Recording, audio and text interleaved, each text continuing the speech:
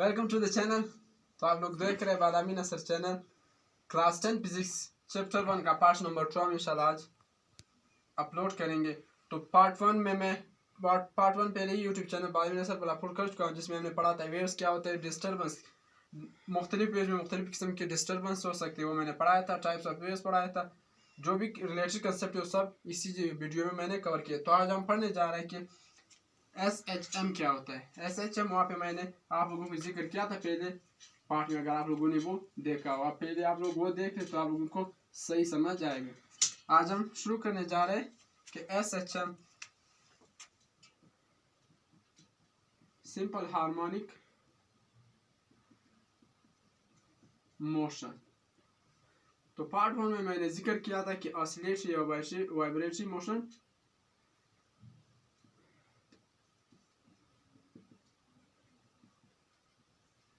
Oscillatory या vibratory motion क्या होता है। पार्ट 1 में मैंने इनके दरमियान डिफरेंस भी समझाया था।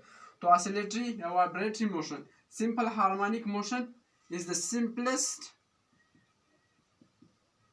इसलिए हम इसको सिंपल क्यों कहते हैं, क्योंकि ये क्या है, simplest type of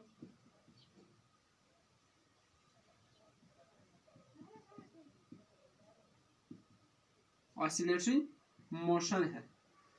simple harmonic is the simplest type of oscillatory motion. Oscillatory motion या वाइब्रेटरी मोशन क्या होते हैं, वो मैंने कहा था कि टू एंड फ्रो या fourth and back motion of a body और ऑन अ फिक्स पॉइंट, जो कि इक्वल इंटरवल में हो, उसको हम क्या कहते थे, वाइब्रेटरी ऑसिलेटरी मोशन कहते थे।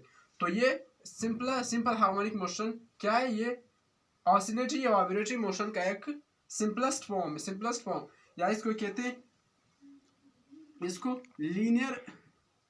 लीनियर सिंपल हार्मोनिक मोशन भी कहते हैं, जो कि स्ट्रेच लाइन में हो, वो back and fourth motion stretch line में हो किसी बॉडी का और फिक्स्ड पॉइंट के इक्वल इंटरवल में हो, तो उसको हम क्या कहते हैं, लीनियर सिंपल हार्मोनिक मोशन या अर्ली सिंपल हार्मोनिक मोशन। तो ये simplest type of oscillatory motion है। तो आप डिफाइन करने जा रहे हैं इसको।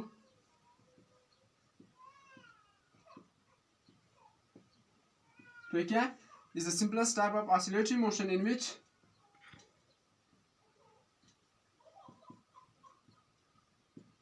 in which the displacement of a particle is, in which the acceleration of a particle is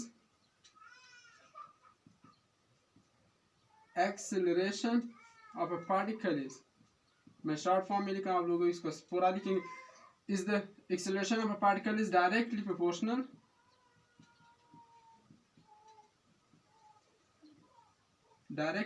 to the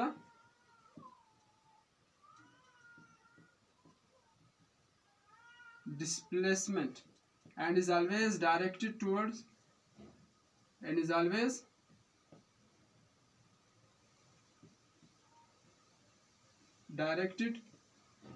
mean position,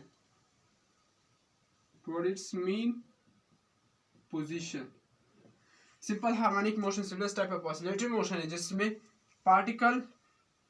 particle of body की क्या हो, एक्सेलरेशन डायरेक्टली प्रोपोर्शनल हो डिस्प्लेसमेंट के, और उस बॉडी का एक्सेलरेशन क्या हो, हमेशा मीन पोजीशन की जानिब, उसका क्या हो, मीन पोजीशन की जानिब। अगर मैथमेटिकली इसको लिखूं, मैथमेटिकली इसको मैं कैसे लिखूंगा, एक्सेलरेशन डायरेक्टली प्रोपोर्शनल का साइन क्या होता है मेरे पास ये, और मैंने ये जुमला जो लिखा है कि is always directed toward mean position, यानी माइनस साइन एक्स। तो ये मेरे पास क्या आ गया, ये सिंपल हार्मोनिक मोशन का एक अगर कंडीशन, ये कंडीशन है सिंपल हार्मोनिक मोशन की, ये कंडीशन है। इसको हम इस तरह भी लिख सकते हैं, minus omega square x. Proportionality sign को निशान कर हमने एक कांस्टेंट लगा दिया, इस कांस्टेंट को क्या कहते हैं यहाँ पे, फिर हम इसको समझेंगे कि क्या एंगुलर फ्रीक्वेंसी का, सर्कुलर मोशन इसको एंगुलर फ्रीक्वेंसी कहते हैं। तो यहाँ पे ये क्या है, यहाँ पे ये इक्वल है अंडर रूट के अपॉन एम के, दो कांस्टेंट्स का मजमूआ है। ये कहाँ से आया, ये भी हम लोग देखेंगे। तो ये क्या है, ये कंडीशन है सिंपल हार्मोनिक मोशन की। जिस भी बॉडी का जो भी बॉडी इस कंडीशन को सेटिस्फाई करे, हम उस बॉडी के मोशन को क्या कहेंगे कि ये सिंपल हार्मोनिक मोशन एग्जीक्यूट कर रहा है। तो ये condition of simple harmonic motion, या ये भी कंडीशन सिंपल कंडीशन माइनस के एक्स भी हो सकता है। अगर किसी बॉडी का ये condition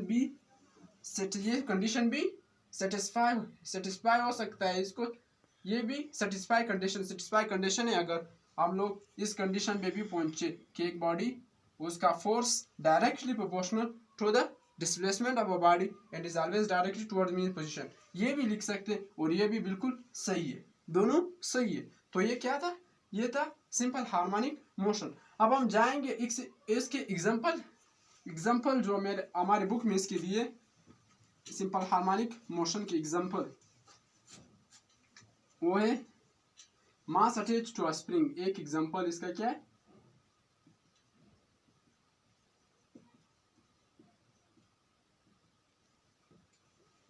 mass attach to a spring, एक सिंपल पेंडुलम है, क्या या इसको कहते हैं सिंपल पेंडुलम, एक बॉल सिस्टम है, ball and ball system, ball और कठोरा, बॉल को हम क्या कहते हैं, कठोरा।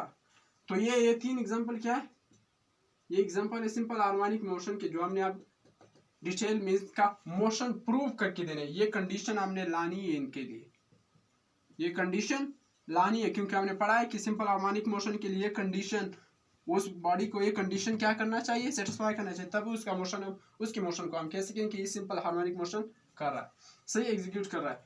तो अब हम पहले जाएंगे किस पर, mass attach to a spring पर। तो ये simple harmonic motion, particles of water जो मैंने पहले चैप्टर में पढ़ा था कि वो अप एंड डाउन मोशन करते हैं, वो भी सिंपल हार्मोनिक मोशन। मुख्तलिफ टाइप्स के एग्जांपल इसके हो सकते हैं। हम इन तीन लोगों की जो हमारी किताब में दी हुई है हम इसको डिटेल में पढ़ेंगे। अब पहले आएंगे मास अटैच टू स्प्रिंग पर। तो मैं लूँगा कि मेरे पास एक क्या है, कि मेरे पास एक इनएलास्टिक स्प्रिंग है। इनएलास्टिक मीन्स एक मेरे पास इलास्टिक है, इलास्टिक स्प्रिंग है जिसके पास इलास्टिसिटी की प्रॉपर्टी है, जो कि अगर आप इसको डिस्प्लेस करेंगे तो ये क्या करेगा, ये रिस्टोरिंग फोर्स या इलास्टिसिटी की मदद से अपनी पोजीशन दोबारा रिगेन कर सकता है। तो ये मैंने इसके एक एंड को क्या कर दिया, फिक्स कर दिया है, एक एंड को एक स्प्रिंग जो है उस स्प्रिंग का एक एंड मैंने फिक्स कर दिया है, और दूसरे एंड से मैंने क्या कर दिया, एक मास अटैच कर दिया, जो भी मास हो सकता है ये मास मैंने अटैच कर दिया। ये इनएलास्टिक स्ट्रिंग है मेरे पास, इस इलास्टिक स्ट्रिंग है, और फ्रिक्शनलेस सरफेस में मैंने क्या किया, इसको फ्रिक्शनलेस सरफेस पे इसको, जहाँ पे कोई फ्रिक्शन ना, हॉरिजॉन्टल सरफेस पे, फ्रिक्शनलेस हॉरिजॉन्टल सरफेस पे मैंने इसको क्या कर दिया, रख दिया है। ये मैंने जो जहाँ पे इसको रख दिया है उसको मैंने क्या किया कि फ्रिक्शनलेस से कोई इसको, इसके मोशन को वो रेजिस्ट नहीं करेगा, ये इसकी मर्जी जो भी मोशन करेगा या रेस्ट करेगा, तो ये सरफेस इसके मोशन पे कोई असर नहीं डालेगा। मैंने कहा कि फ्रिक्शनलेस हॉरिजॉन्टल सरफेस है। अब मैं जा रहा हूँ ये इक्विलिब्रियम पोजीशन में, ना ये मास इस तरफ जा रहा है, ना तो ऊपर जा रहा है, ना नीचे जा रहा है, तो हम लोग क्या कहेंगे ये स्टेबल पोजीशन में, बिल्कुल स्टेबल पोजीशन में ही। अब अगर हम यहाँ पे एफ नेट, यहाँ पे इस पे क्या है, 0 है, इसीलिए तो ये मोशन नहीं कर रहा है। तो ये एफ नेट जब 0, तो हम उस पोजीशन को क्या कहते हैं, equilibrium position, stable equilibrium position हम उसको कहते हैं। तो मैं ये कह रहा हूँ कि क्या है, स्टेबल पोजीशन, इक्विलिब्रियम पोजीशन में। अब अगर मैं इस पे फोर्स लगाता हूँ, मैं फोर्स लगाता हूँ इस जानिब इस पे फोर्स लगाता हूँ, तो ये क्या है, ये स्प्रिंग तो एक्सटेंसिबल है, ये क्या हो जाएगा, इसमें वसत आ जाएगी, ये खिंच जाएगा। तो मैंने इस पे यहाँ पे फोर्स मैंने लगा दी, इस जानिब मैंने क्या कर दी, एक फोर्स लगा दी। अब हम जानते हैं हुक्स लॉ, हमने पढ़ा है हुक्स लॉ क्या कहता है, वो हुक्स लॉ जो है बेसिकली वो स्ट्रिंग या क्या पे या स्प्रिंग पे, वो कहता है कि जितनी भी आप फोर्स स्प्रिंग पे लगाओगे विद एन इलास्टिक लिमिट, ये ना हो कि आप इतने खींचो कि ये दोबारा अपनी पोजीशन ना गेन कर सके, उस पोजीशन को हम क्या कहते हैं, इलास्टिक लिमिट। कि with an elastic limit F क्या है, direct proportional to the displacement, जितना आप इसे डिस्प्लेस कराओगे, जितना आप इसे खींचोगे, जितना ज्यादा खींचोगे उतना ज्यादा फोर्स दरकार होगा। पहले थोड़ा खींचोगे थोड़ा फोर्स, ज्यादा खींचोगे और ज्यादा, यानी जितना आप लोग इसको डिस्प्ले, जितना डिस्टेंस बढ़ाओगे, जितनी इसकी लेंथ में आप इजाफा करोगे, फोर्स आपसे उतना क्या देगा, क्या मांगेगा, उतना ही ज्यादा फोर्स आपसे मांगेगा। तो ये मैंने फोर्स लगा दी और ये भी पढ़ा क्यों गुजरा। तो इस जानिब अब मैं मिसाल आते हैं कि ये स्प्रिंग क्या हो गया, ये खिंच गया, इस पोजीशन पे था, एफ 0 था, एक्स भी 0 था, इसमें कोई एक्सटेंशन नहीं आया था। तो अब मैंने क्या कर दिया, अब मैंने ये इसकी ओरिजिनल पोजीशन पे यहाँ पर पड़ा था, एक्स 0 था, अब मैंने इसको इतना तक खींच लिया, इसमें मैंने इजाफा एक्सटेंशन यहाँ पे मैंने ला दिया, इसको वसत दी, इसको खींच लिया। तो ये क्या आ गया, ये एक्स अमाउंट मैंने इसको क्या कर दिया, एक्सटर्नल फोर्स के जरिए इसको खींच लिया। ये मास यहाँ पे आ गया, पहले इस पोजीशन पे था मास, अब ये यहाँ पे आ गया, यहाँ पे मास आ गया। अब अगर मैं इसको छोड़ूंगा, इसको रिलीज कर दूंगा, क्या कर दूंगा, इसको अगर मैं रिलीज कर दूं, मैंने खींच लिया, अब इसी को इसी तरह छोड़ दिया, यहाँ पे मैंने इसको होल्ड किया हुआ था, मैंने यहाँ तक खींच दिया, फोर्स लगा कर यहाँ तक इसको लाया। अब मैं इसको यहाँ क्या कर रहा हूँ, इसको छोड़ रहा हूँ, बिल्कुल छोड़ने वाला। तो ये क्या करेगा, स्प्रिंग के पास क्या होती है प्रॉपर्टी, इलास्टिक प्रॉपर्टी। मैंने क्या कहा, इलास्टिक स्ट्रिंग होना जरूरी है, ऐसा ना हो क्या वो आप लोग खींचे दोबारा आए ही नहीं, उसमें कुछ इलास्टिसिटी ना हो, इलास्टिसिटी की प्रॉपर्टी हो इसके अंदर। इसके पास क्या होती, इलास्टिसिटी की प्रॉपर्टी होती है। ये अपनी पोजीशन को क्या करता है, ये अपनी पोजीशन को मेंटेन रखना चाहता है। आपने इसको क्या कर दिया, अनस्टेबल कर दिया, आपने इसको इसमें खिंचाव ला दिया, ये यहाँ पे बिल्कुल खुश था, इसकी क्या थी, स्टेबल पोजीशन थी, लेकिन आपने खींच लिया। तो ये इलास्टिसिटी क्या करेगा, इसको अपनी इसी पोजीशन पे दोबारा लाना चाहेगा, क्या करेगा, लाना चाहेगा। इसी को हम कहते हैं, इसी को हम दूसरे अल्फाज में क्या कहते हैं कि रिस्टोरिंग फोर्स होता है स्प्रिंग के पास एक कौन सी, एक कुव्वत होती है, क्या होती है, एक फोर्स होती है, रिस्टोरिंग फोर्स जिसको हम कहते हैं, क्या कहते हैं, रिस्टोरिंग फोर्स उसके पास होती है जो उसको अपनी पोजीशन दोबारा रिगेन करने में मदद देता है। तो ये रिस्टोरिंग फोर्स यहाँ पे क्या है, रिस्टोरिंग फोर्स भी जितनी ज्यादा खींचोगी उतनी ज्यादा वो उसमें अनस्टेबिलिटी आएगी, उतनी वो ज्यादा उसी को ज्यादा शिद्दत से वो क्या करेगी, दोबारा खींचेगी, रिस्टोरिंग फोर्स उसको कि वो अपनी पोजीशन पर आए। तो हम कहते हैं कि restoring force is also directly proportional, जितना ज्यादा खींचोगी उतनी वो ज्यादा उसमें तमन्ना आएगी कि वो वापस से आके वो अपनी पोजीशन हासिल कर रहे।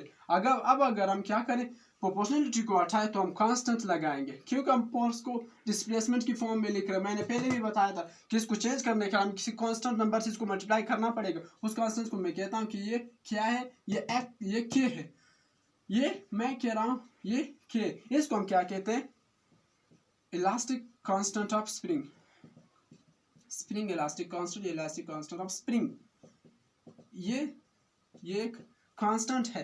तो ये कांस्टेंट क्या करता है, अब मैं इसको कहाँ पे लिखूं, अब अगर इस इक्वेशन की मदद से मैं यहाँ पे इसको यहाँ पे लाऊं, या x इज इक्वल टू के, सही है, ये माइनस जो कि बेसिकली इसका डायरेक्शन, डिस्प्लेसमेंट यहाँ है इस जानिब है, लेकिन फोर्स कहाँ लग रही है, इसको वापस, तो डिस्प्लेसमेंट और फोर्स अपोजिट डायरेक्शन में हो गया। माइनस साइन दरहकीकत क्या शो कर रहा है कि ये दोनों डिस्प्लेसमेंट इस डायरेक्शन में, जबकि फोर्स उसके कहाँ लग रही, उसके अगेंस्ट, बिल्कुल अगेंस्ट लग रही।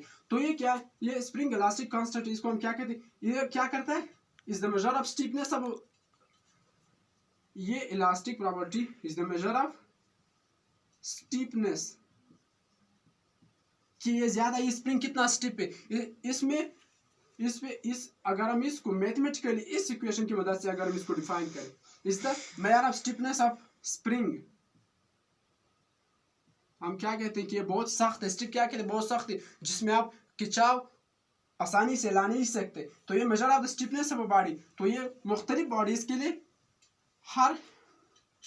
हर स्प्रिंग के लिए मुख्तलिफ हो सकती है, किसी के लिए, तो ये क्या है, F upon x is equal to k. तो ये क्या कह रहा है, यूनिट लेंथ स्प्रिंग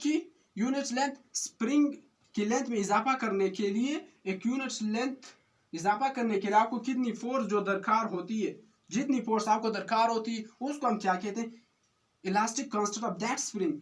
यानी कोई होगा उसको सिर्फ 10 न्यूटन चाहेगा 1 मीटर उसको खींचने के, तो इसके लिए इलास्टिक कांस्टेंट क्या हो गया, 10 न्यूटन पर मीटर हो गए। अगर मिसाल में दूं कि एक बहुत स्टिक स्प्रिंग उसको खींचने के लिए 500 न्यूटन मीटर 500 न्यूटन फोर्स दरकार होती है 1 मीटर उसको खींचने के लिए, तो इसकी वैल्यू क्या हो गई, ये वैल्यू बढ़ गई। ये मैं इसको इसलिए इस इक्वेशन में की मदद से मैं आप लोगों को ये समझा रहा हूँ कि ये मुख्तलिफ स्प्रिंग के लिए मुख्तलिफ हो सकती है। जो जितना ज़्यादा स्टिप होगा, सख्त होगा, उसको ज़्यादा खींचने को ज़्यादा फोर्स दरकार होगी और इसके लिए की वैल्यू ज़्यादा होगी।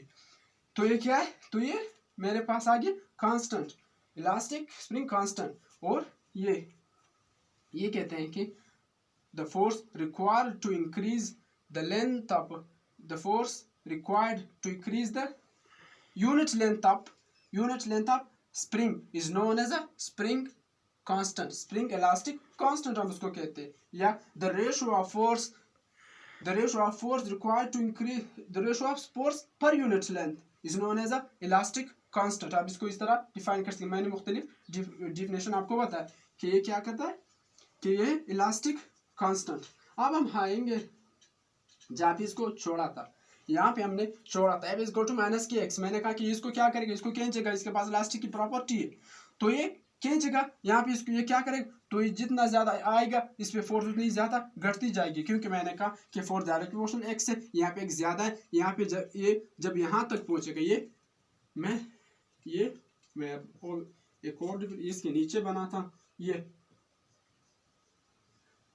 अब ये यहां से यहां तक एक्स यहां तक रह गया है, एक्स ये है, ये स्प्रिंग अभी तो यहाँ से आगे यहाँ पे मोशन कर इस जानिब आ रहा है, इलास्टिसिटी की प्रॉपर्टीज को अपनी ओरिजिनल पोजीशन की तरफ आ रही। तो ये फोर्स यहाँ पे ज्यादा थी क्योंकि F is direct proportional x था, यहाँ पे एक्स ज्यादा था, फोर्स ज्यादा था, इस पे रिस्टोरिंग फोर्स को ज्यादा। यहाँ पे एफ भी क्या कर रहा है, घट रहा है। जो ही ये इस तरफ आ रहा है, अपनी मेन पोजीशन की तरफ आ रहा है, तो इस पे फोर्स भी घटता जा रहा है। तो फोर्स क्या करता जा रहा है, घटता जा रहा है। तो अब हम आएंगे कि जब ये मेन पोजीशन तक पहुंचेगा तो इसे क्या करना चाहिए, इसी पे तो f इज इक्वल टू 0 यहाँ पे होगा। बस ये तो इस पोजीशन तो इसको लाना चाह रहा था, चाह भी नहीं था कि ये स्टेबल पोजीशन थी। अब इसको यहाँ क्या करना चाहिए, अब इसको यहाँ रुकना चाहिए, अब इसका स्पीड भी 0 होना चाहिए, लेकिन नहीं, ये क्यों नहीं, तो यहाँ ये क्या करेगा, ये इस जानिब आएगा। इस जानिब क्यों आएगा, क्योंकि इसके पास एक और प्रॉपर्टी भी होती। क्या प्रॉपर्टी, इनर्शिया जो है, क्योंकि इनर्शिया हमने पढ़ी है, इनर्शिया हमने 9th क्लास में पढ़ी है। 3 टाइप्स के इनर्शिया हमने पढ़ाए थे, क्या, inertia of motion, inertia of direction हमने पढ़ाया था, इनर्शिया ऑफ रेस्ट पढ़ाया था। क्या जब आप लोग रेस्ट पे होंगे तो इनर्शिया क्या चाहेगा, आप लोगों को रेस्ट पे बरकरार रखना चाहेगा कि आप लोग ये रेस्ट को तब्दील ना करें। वो ये नहीं चाहेगा कि आप लोग क्या करें, मैं रेस्ट पे हूँ, अभी से उसी मिनट उसी इंस्टेंट में मैं 10 मीटर पर सेकंड क्या करूं, वेलोसिटी हासिल करूं। तो वो नहीं चाहेगा, वो चाहेगा कि आप बिल्कुल रेस्ट पे रहे। तो जब हम लोग गाड़ी में बैठे होते हैं, तो जब बस रुकी हुई होती, जब वो अचानक चलती है, एक्सेलरेट करती, तो हम क्या होते, हम पीछे सीट के साथ क्या करते, धक्का खाते। तो वो क्या होता है, वो इनर्शिया है जो कि हमें रेस्ट पे देखना चाहता है, लेकिन हम वो बस आगे जाती है, तो वो क्या करता है कि आप वो इनर्शिया जो है, वो स्टेट जो है ना, वो क्या कहती है कि आप लोग उसी पोजीशन पे रहे, इसलिए हम पीछे जाते। इनर्शिया ऑफ डायरेक्शन, जब हम लोग या किसी मोड़ पे क्रॉस कर रहे होते, किसी मोड़ पे कोई मोड़ आ जाता है, तो हम लोग जब गाड़ी को उस जानिब मूव कराना चाहते हैं, तो क्या कहते, इनर्शिया ऑफ डायरेक्शन, वो हम अचानक टर्न जो लेते हैं, तो हम क्या कहते, उस जानिब जाते। क्यों जाते, मैं इस तरह जा रहा हूँ, टर्न यूं ले रहता हूँ, तो उस जानिब में क्यों जाता हूँ, क्योंकि इनर्शिया मुझे उसी डायरेक्शन में क्या करता है, उसी डायरेक्शन में मुझे बरकरार रखना चाहिए कि आप इसी डायरेक्शन में रहे। ये प्रॉपर्टी है। और इसी मोशन की, जब मैं मूव कर रहा होता हूँ तो इनर्शिया क्या करती है कि मैं मूव ही करता रहा हूँ, मैं रुकू ना। तो यहाँ पे बिल्कुल ये मोशन कर रहा है, यहाँ पे इसकी स्पीड क्या हो गई है, इसकी स्पीड यहाँ तक आते हुए, स्प्रिंग की स्पीड यहाँ तक आते हुए बिल्कुल मैक्सिमम हो जाती है। तो ये हम कहेंगे कि पूरा 0, तो इसको रेस्ट भी होना चाहिए, इसको रुकना चाहिए, लेकिन यहाँ इनर्शिया की प्रॉपर्टी आ जाती है जो इसको इस जानिब क्या करता है, इस जानिब धकेल देता है। तो ये था, इनर्शिया की वजह से वो रुकता नहीं है, चूंकि मेन पोजीशन पे फोर्स 0 होने के बावजूद यहाँ पे ये क्या करता है, तो एक्सेलरेशन फोर्स 0, तो एक्सेलरेशन भी 0 होगा इस पोजीशन पे। तो आप लोग इस पॉइंट को भी नोट करें, मेन पोजीशन पे एफ नेट 0 होता है, ए बी नेट भी क्या होगा, 0 होगा। न्यूटन सेकंड लॉ, अगर हम इसको कांस्टेंट माने तो क्या कहते हैं, equal to m A.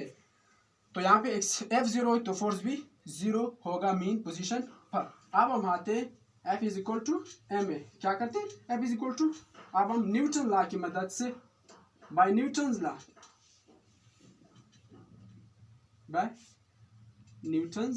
Law अगर by Newton's law F is equal to m a, पहले मैं इनको यही को समझाऊं पहले। अब यहाँ पे क्या आएगा, ये स्प्रिंग और कंप्रेस हो गया पहली पोजीशन से, और ये क्योंकि ये इस तरफ आ गया और क्या हो गया, और कंप्रेस हो गया, ये और कंप्रेस हो गया। तो अब ये रिस्टोरिंग फोर्स अब इसमें फिर बढ़ेगी क्योंकि अब ज्यादा क्या हो गया, कंप्रेस हो गया है। ये भी नहीं चाहता है कि ये और कंप्रेस हो। ये आप ये पोजीशन जो स्टेबल पोजीशन जो ओरिजिनल पोजीशन थी वो इसी को उसी पोजीशन पे दोबारा लाना चाहेगी। ये अब कंप्रेस हो गया पोजीशन से और कंप्रेस हो गया है।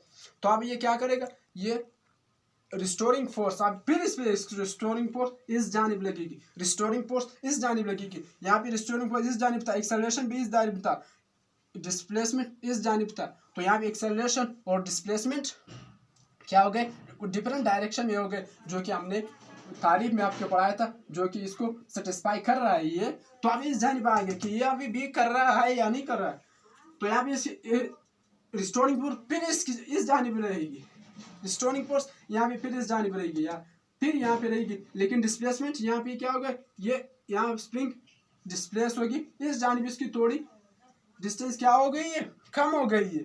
तो फोर्सेस भी इस जानिब क्या कर रहा है, फोर्स इस जानिब लग रहा है, फोर्स इस पे अभी भी इस डायरेक्शन में ही है, इस डायरेक्शन में फोर्स अब भी इस डायरेक्शन में है, इस डायरेक्शन में इसको मीन पोजीशन की तरफ क्या करती, लाना चाहती। तो एक्सेलरेशन भी क्या होगा, इसी डायरेक्शन में ही होगा, क्या एक्सेलरेशन भी इसी डायरेक्शन में ही होगा। तो ये है, तो अब ये फोर्स इसको फिर इस जानिब लाएगी, तो ये फिर यहाँ पे आएगा, फिर फिर जब ये क्या करेगा, यहाँ पे आएगा, तो यहाँ पे फिर इसकी ये स्पीड हासिल कर चुका होगा, तो फिर इस जानिब यहाँ ओरिजिनल पोजीशन को क्रॉस करेगा। तो यह क्या करेगा, तो ये मैंने कहा कि टू एंड फ्रो मोशन दोनों जानिब जारी रहेगा, यहाँ तक पहुंचेगा तो रिस्टोरिंग फोर्स ज्यादा होगी, इसको इसी जानिब खींचेगा, ये आएगा तो फिर रिस्टोरिंग फोर्स इस पे लगेगी, इसको इस तरफ जाने में। फिर जब ये इनर्शिया स्पीड हासिल कर चुका, इनर्शिया की वजह से मीन पोजीशन पे रुकेगा नहीं, फिर उस तरफ जाएगा, फिर इस तरफ। अगर डैम्प्ड ऑसिलेशन ना हो तो ये क्या करता है, ये सिलसिला क्या करता है, ये सिलसिला जारी रहेगा। अगर मैं कहूँ कि डैम्प्ड ऑसिलेशन नहीं, डैम्प्ड ऑसिलेशन भी पढ़ाऊंगा, अनडैम्प्ड ऑसिलेशन हो, अगर ये हम क्या है कि अनडैम्प्ड ऑसिलेशन, तो ये क्या करेगा, ये मोशन कयामत तक जारी रहेगा। अगर इसको अपोज करने वाला ये सरफेस फ्रिक्शन ना हो, हवा की फ्रिक्शन ना हो, कोई और एक्सटर्नल फोर्स पे क्या हो नहीं लग रहा हो, तो ये क्या टू एंड फ्रो मोशन, इस तरफ आएगा फोर्स मैक्सिमम इसको इस तरफ खींचेगा, इस तरफ आएगा तो फोर्स मैक्सिमम इसको इस तरफ खींचेगा। यहाँ पे इनर्शिया की वजह से नहीं रुकेगा, तो क्या करेगा, इस जानिब ये इन दो पोजीशन के दरमियान क्या करेगा, टू एंड फ्रो मोशन जारी रहेगा। इस मेन पोजीशन के अबाउट क्या करेगा, टू एंड फ्रो मोशन जारी रहेगा। तो इसको हम कहते हैं SHM। तो ये हमने क्या कर दिया कि ये प्रूफ कर दिया है कि टू एंड फ्रो मोशन तो है ना। अब हम मैथमेटिकली उस कंडीशन को प्रूव करेंगे, ये कंडीशन भी तो प्रूव करनी है हमको। यहाँ पे आप जा रहा है, ये तो मैंने प्रूव कर दिया कि ये टू एंड फ्रो मोशन कर रहा है, बिल्कुल कर रहा है। तो ये अगर मैंने कहा अनडैम्प्ड ऑसिलेशन हो जिसमें एनर्जी का कोई जिया ना हो, तो ये कयामत तक जब तक भी हमारी दुनिया का रहेगी, तो ये होते रहेंगे, ये ऑसिलेशन होते रहेंगे। अब हम आएंगे अनडैम्प्ड ऑसिलेशन, ये भी तो हो गया। अब आएंगे न्यूटन, यहाँ पे हमने क्या कहा, स्टोरिंग फोर्स पे क्या लग रही थी, इक्वल टू माइनस kx। अब न्यूटन लॉ की मदद से, बाय न्यूटन लॉ हम जानते हैं, ये 9th क्लास में पढ़ा है हमने, F इक्वल टू ma, क्या किया था, F इक्वल टू ma पढ़ा था हम लोगों ने। अब अगर मैं इन दोनों फोर्स को क्या करूं, अब इन दोनों फोर्स को मैं कंपेयर करूं, तो क्या करूं, दोनों फोर्सेज इक्वल हो सकते हैं, m equal to ma minus kx। मैं क्या निकालना चाह रहा हूँ, मैं प्रूफ, मेरी असल जो पॉइंट है वो क्या है कि मैं इसको यहाँ पुट करूँ, तो मैं इसको इसी हालत पे रखूँगा और इसको इस जानिब क्या करूँगा, यहाँ पे इसको डिवाइड करूँगा, दोनों साइड को m से डिवाइड करूँगा, तो मेरे पास ये आएगा। अब ये एक्सेलरेशन, अगर मैं ये कॉन्स्टेंट मैंने पढ़ा था कि यार हर स्प्रिंग के लिए अपनी अपनी वैल्यूज़ की हो सकती है, उसके स्टिफनेस पर डिपेंड करता है, किसी और वैल्यू पर, किसी फोर्स वगैरह पे डिपेंड नहीं करता, बल्कि उसकी स्टिफनेस पे कि वो कितना स्टिफ है, जितना स्टिफ होगा उतनी ज़्यादा फोर्स वो मांगेगा। तो ये क्या है, तो ये दोनों मास भी कांस्टेंट है, मास भी तो स्प्रिंग का नहीं बदलेगा, जो भी मास है वो वही रहेगा।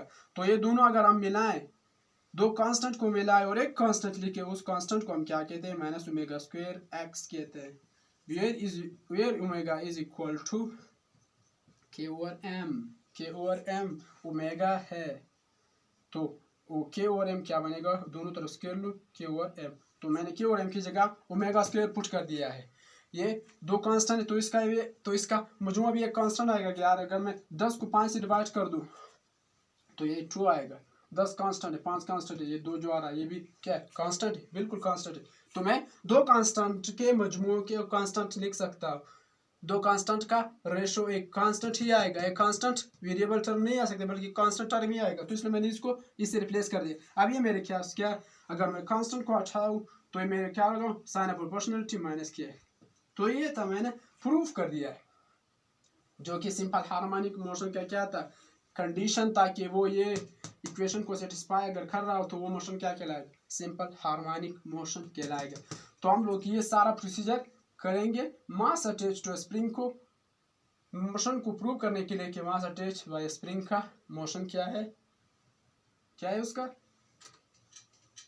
सिंपल हार्मोनिक मोशन है। तो ये था। अब अगर मैं थोड़े और पॉइंट्स इसमें बताऊं, तो मैथमेटिकली भी मैंने प्रूव कर दिया। अब आता है कि इसका टाइम पीरियड क्या होता है, time period of mass attach by spring 2 pi equal to m over k, क्योंकि हम ये कहाँ से आएगा, हम जाते हैं 2 पाई इक्वल टू ओमेगा। ये हम लोग सर्कुलर मोशन में इंशाल्लाह फर्स्ट ईयर में पढ़ेंगे, where omega is the angular frequency या एंगुलर वेलोसिटी, कहीं पे हम एंगुलर वेलोसिटी कहेंगे, कहीं पे एंगुलर फ्रीक्वेंसी हम कहेंगे। अब अगर एंगुलर फ्रीक्वेंसी तो ये 2 पाई f के बराबर होता है, अगर एंगुलर वेलोसिटी तो ये ओमेगा के बराबर होता है। तो अगर मैं ओमेगा की जगह, यहाँ पे मैंने ओमेगा की वैल्यू क्या बताया था, की और m बताया था, ये m ऊपर आएगा, बट्टे का बट्टा है तो ये ऊपर आएगा। m over k is the time period of mass attach to a spring. अगर हमें दी हो कि मास इतना है, इसका मास इतना है स्प्रिंग का, और कांस्टेंट इलास्टिक कांस्टेंट उसकी इतनी है, कि हमें उसका क्या बताओ, टाइम पीरियड बताओ, टाइम पीरियड बताओ। तो हम लोग क्या, कौन सा फार्मूला इस्तेमाल करेंगे, हम लोग ये फार्मूला इस्तेमाल करेंगे। तो ये time period of mass attach to spring, mass attach to a spring, तो ये भी हो गया। अब अगर उसी पोजीशन पे मैंने पढ़ाया था, अगर मैं इसको यहाँ पे खींच लूँ, ये ओरिजिनल पोजीशन, मैंने स्प्रिंग को यहाँ से यहाँ खींचा था, यहाँ पे फोर्सेस में मैक्सिमम थी, तो यहाँ पे क्या था, वो बॉडी मोमेंटरी क्या किया था, जीरो था, उसको मैंने छोड़ दिया। यहाँ पे काइनेटिक एनर्जी इसकी जीरो होगी, पोटेंशियल एनर्जी इसकी क्या होगी, मैक्सिमम होगी। अगर ये पॉइंट भी आप लोग लिखे तो अच्छा होगा कि एक्सट्रीम पोजीशन पे क्या होती, पोटेंशियल एनर्जी मैक्सिमम होती, क्योंकि जब हम खींचते तो यहाँ पे क्या होता है, यहाँ पे स्प्रिंग में इलास्टिक पोटेंशियल एनर्जी आती है। इलास्टिक पोटेंशियल एनर्जी पढ़ा था यार, के x square, elastic potential energy हम लोगों ने पढ़ी, इसकी इक्वल होती है elastic potential energy extreme position पे, दोनों एक्सट्रीम पोजीशन पे क्या होगी, मैक्सिमम होगी। और यहाँ पे क्या है, यहाँ पे मैंने कहा था कि स्प्रिंग क्या करेगा, पुल स्पीड अटेन करेगा, तो यहाँ पे क्या होगी, काइनेटिक एनर्जी मैक्सिमम होगी। यहाँ पे x0, यहाँ पे x0 हो जाता है, एक्सटेंशन स्प्रिंग में 0 हो जाती है, तो यहाँ पे पोटेंशियल एनर्जी बिल्कुल 0 हो जाती है। तो मीन पोजीशन पे क्या होती है, मीन पोजीशन पे पोटेंशियल एनर्जी 0, जबकि एक्सट्रीम पोजीशन पे काइनेटिक एनर्जी 0, एक्सट्रीम पे पोटेंशियल एनर्जी मैक्सिमम, मीन पे काइनेटिक एनर्जी मैक्सिमम होती है। यहाँ पे स्पीड मैक्सिमम तो काइनेटिक एनर्जी में मैक्सिमम x0 होता है, यहाँ पे x0 होता है, एक्सटेंशन जब ना हो, ओरिजिनल पोजीशन में जो पढ़ा था, x यहाँ पे कुछ नहीं था, स्टेबल पोजीशन पे था, तो यहाँ पे क्या था, x0 होता है, कोई एक्सटेंशन नहीं, यहाँ पे हमने फोर्स लगा, यहाँ पे इस पे वर्क कर दिया, x मल्टीप्लाई बाई फोर्स क्या आता है एनर्जी। एनर्जी क्या हो गई, ये एनर्जी इसमें स्टोर हो गई, elastic potential energy of the spring बन गई। तो ये क्या करेगा, इसलिए ये वर्क करता है, इस तरह जानिब आता है स्टोरिंग फोर्स की वजह से, यही एनर्जी इस्तेमाल करके। तो ये होता है ये। और एक्सेलरेशन भी यहाँ पे मैंने कहा था मैक्सिमम यहाँ पे मीन पोजीशन पे होगी, वेलोसिटी इस यहाँ पे मैक्सिमम होगी, मैक्सिमम। तो ये simple harmonic motion mass attached to a spring. तो सारी बातें मेरे ख्याल से इसमें हो गई है, सारी बातें हो गई है। अब एक सवाल पंजाब की बोर्ड में दिया हुआ है, जो मैंने ये बता दिया कि पोटेंशियल एनर्जी क्या होती है। पोटेंशियल एनर्जी एक्सट्रीम पोजीशन पे 1/2 के एक्स स्क्वायर। जितना डिस्टेंस आप लोग उसको एक्सटेंड करेंगे, उसमें एक्सटेंशन लाएंगे, वो एक्स क्या होगा, वही होगा वो जो आप लोग उसमें इजाफा कर रहे हैं। जो ओरिजिनल पोजीशन तो ये था, आप लोग इतनी उसकी लेंथ को बढ़ा चुके। तो पोटेंशियल एनर्जी इतनी होती है, काइनेटिक एनर्जी क्या होती है 1/2 के एक्स स्क्वायर होते हैं। तो अब अगर कंजर्वेशन ला तो भी पड़ेगा, कंजर्वेशन ऑफ मैकेनिकल एनर्जी यार कंजर्वेशन पढ़ा है, kinetic energy plus potential energy equal to total energy of the system. अब उन्होंने पंजाब वालों ने एक सवाल दिया हुआ है कि आप लोग x फाइंड करें, find the x if the kinetic energy of a body executing simple harmonic motion is equal to the potential energy of that body। अगर काइनेटिक एनर्जी और पोटेंशियल एनर्जी बराबर हो तो कौन से पॉइंट पर x का कौन सा पॉइंट होगा, मेन पोजीशन से x का कौन सा, इस तरफ जो भी हो, या वो आपसे क्या मांग रहा है, वो आपसे डिस्टेंस मांग रहा है कि वो कौन डिस्टेंस आप बताए कि जब काइनेटिक एनर्जी और पोटेंशियल एनर्जी क्या वो बराबर हो, तो आप लोग बताए कि वो डिस्टेंस कितना होगा, तो मैंने आप लोगों को हिंट दे दिया है। अब अगर आप लोग थोड़ा सा सेंस भी इस्तेमाल करें तो आप लोग इसको इंशाल्लाह कर सकते। ये कितना आएगा, ये x जो आएगा, मैं इसका आंसर बता देता हूँ, लेकिन आप प्रोसीजर के जरिए हल करके आंसर मुझे कमेंट कर सकते, चाहे वो पेज पर या यूट्यूब चैनल पर। तो आप आंसर इसका क्या है, आप एस हम क्या है, मैक्सिमम एम्पलीट्यूड है, मैक्सिमम जो आप लोग खींच सकते हैं, मैक्सिमम जो आप लोग एक्सटेंशन जो ला सकते हैं, A is the amplitude क्या होता है, maximum displacement from the original position is known as amplitude of body. Maximum जो आप मैक्सिमम खींच सकते हैं, इससे ज्यादा आप वो स्प्रिंग को एक्सटेंड नहीं करा सकते, उस डिस्टेंस को हम क्या कहते हैं, एम्पलीट्यूड। तो ये क्या होगा 0.707 times of the total amplitude ये आएगा। आप लोग इसको यही लाएंगे, कोई और आंसर नहीं लाए। जो भी ये आंसर लाएगा तो आप लोग चाहे वो नेट से देखते हैं, खुद हल करें, खुद आसान है। तो मैंने यहाँ पे इंट भी दे दिया है, अगर आप कॉमन से इस्तेमाल करें तो इस सवाल आपसे हो जाएगा।